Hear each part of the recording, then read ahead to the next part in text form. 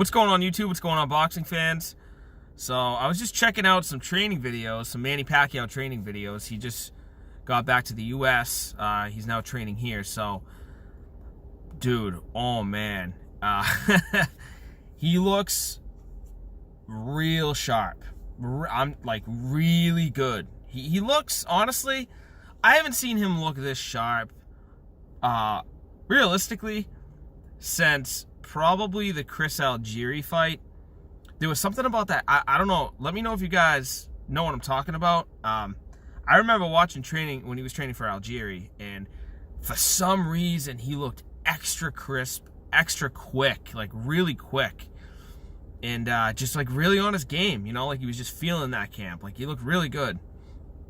And I'm kind of getting the same sense right now. Like he just looks very fresh. Do I need to say incredibly youthful for 40 years old? It's just unbelievable. I mean, that guy, if I could only have that guy's genetics, holy shit. I mean, I'm not like an unathletic guy. Like I'm a pretty athletic dude, but I'm only 28 years old, and if I like sit down for too long, when I get up, I'm like, oh man, like my knees feel like a little stiff, like, you know, my muscles are kind of sore. I have a physical job too, so my muscles are kind of always a little sore. And then I look at that guy at 40 years old, Manny Pacquiao. I look at him at 40 years old training for, you know, a 29-year-old Thurman, you know, training for an elite level fight, and he just looks unbelievable. He looks so good, and it's admirable. It really is. It's something else, man. I really hope, you know, what you got to do. It just goes to show you, if you take care of yourself, maybe with a little bit of help from genetics, but if you take care of yourself and you maintain a positive mindset, you'll definitely see results, you know. And Pacquiao at 40 years old, to me, this is how I feel, right? So around, I would say 2012, Pacquiao kind of, you know, he was at his pinnacle from around 2007 to about 2011, right? And then I think he dropped off a little bit, like a very noticeable amount. Like he dropped off around like 2012, and then he was at a particular level around 2012, and then maybe around like 2014, 2015. Even though I said he looked really good for the Algieri camp, which was in 2014, he still may have, like, his legs seem to get a little bit slower. When I said he looked really quick in camp and for the Algieri camp, I meant really his hands. He just looked really fresh and quick. But his foot speed maybe declined a little bit around that time. But then ever since then, honestly, I haven't really seen him decline again, you know. And so I would say overall, from his prime, the pinnacle, which is right here, up until now, 2019, he's about right here.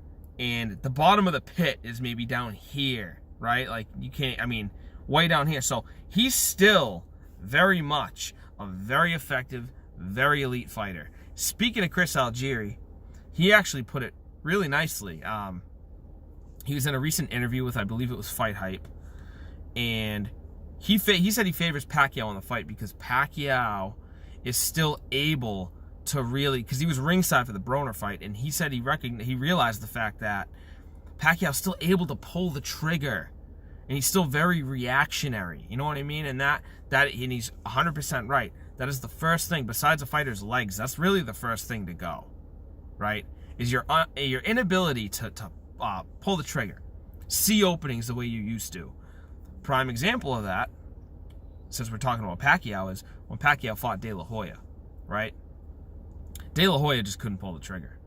Now, honestly, I think Manny Pacquiao even probably would have beaten a prime De La Hoya that night. It would have been a close fight, though. Okay, and that's no gimme at all. I mean, that's a 50-50 fight. But, so Pacquiao was really on his game, but on top of that, De La Hoya definitely could not pull the trigger, right? He didn't really commit at all. And that was due to the fact that he was just older and he was washed up and he was done, you know? Pacquiao still has it. Up until the Broner fight, up until now, as far as we know, Pacquiao still has it, and he looks really, really fresh in camp. Really good. And his legs look good, too. I worry a little bit about his leg cramping because he's had the cramping issue for quite a while, since like around 2011. I think the first time I heard about his cramping issues, I think was in the Shane Mosley fight. And then ever since then, he seemed to have reoccurring issues with his legs because his calf muscles are fucking ginormous. Like they're tree trunk calves. They're huge. But anyway, guys, yeah, let me know what you think about Manny Pacquiao and his training videos. I try not to put too much stock into it because, you know, when it comes down to it, guys, I mean, he's got to get in the ring and he's got to fight. You know, same with Keith Thurman, right?